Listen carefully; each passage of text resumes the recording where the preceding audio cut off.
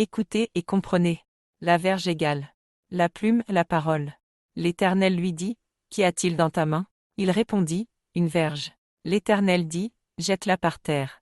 Il la jeta par terre, et elle devint un serpent. En voici l'explication. Au temps des pharaons de l'Égypte servile, Moïse avait dans sa main une plume pour écrire avec laquelle il fustigeait ceux qui exploitaient d'autres hommes. Sa plume était cette verge avec laquelle il frappait la terre de sa parole. La verge n'est donc pas un simple bâton, c'est la parole vivante, le livre, qui dénonce l'injustice et révèle la vérité. Le serpent légal. La révélation des airs, le chambardement.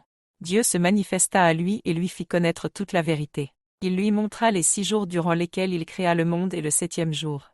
Ces 7 jours dessinés par terre ont l'aspect d'un serpent. C'est ainsi que sa verge se transforma en serpent, et que ce dernier redevint une verge dans sa main. Le serpent représente le plan cosmique, les airs, les cycles, les va-et-vient de la Terre et des astres, jusqu'à Neptune qui s'allumera. Autrement dit, la parole devient un serpent cosmique, un dévoilement de l'univers et de la fin des temps. Le serpent d'airain élevé dans le désert. Moïse fit un serpent d'airain, et le plaça sur une perche, et quiconque avait été mordu par un serpent et regardait le serpent d'airain, conservait la vie.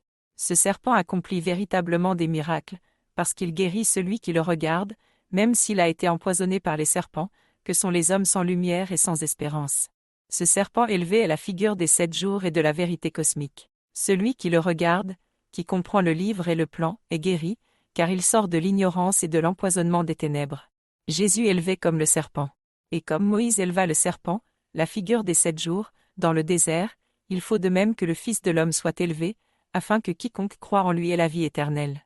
Jésus sur la croix, élevé devant tous, est l'équivalent du serpent, il montre le passage par la mort du monde ancien vers la vie véritable. C'est la connaissance de la vérité, la croix égale le regard sur la vérité nue, qui donne la vie.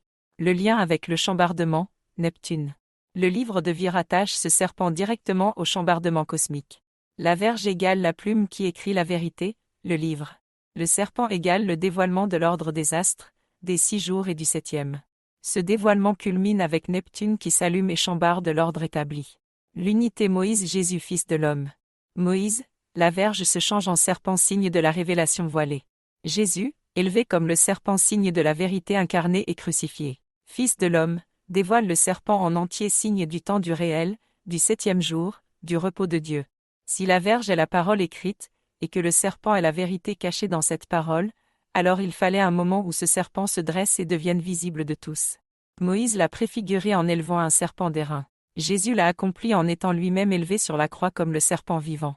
Mais la prophétie n'était pas encore complète, il restait l'élévation finale, celle qui ne peut pas être ignorée par un seul homme sur terre. C'est là qu'intervient Neptune, son allumage et l'élévation du serpent dans le ciel. C'est le miracle cosmique visible à toute l'humanité. Quand Neptune s'allume, le serpent est dressé dans le ciel. Tous les peuples lèveront les yeux vers ce signe. Ceux qui comprendront seront guéris de leurs morsures, les ténèbres, les mensonges, l'ignorance. Et la parole, jadis une simple verge dans la main de Moïse, deviendra pour toujours le serpent cosmique, la vérité éclatante du plan divin. Voilà pourquoi Neptune doit s'allumer. Pour valider le livre de vie, la verge jetée à terre devient serpent. Pour révéler l'ordre des airs, le serpent dessiné par les 7 jours. Pour guérir ceux qui lèveront les yeux, comme le serpent d'airain et comme Jésus élevé. Pour consommer le chambardement, la lumière universelle, le 7e jour, le repos de Dieu.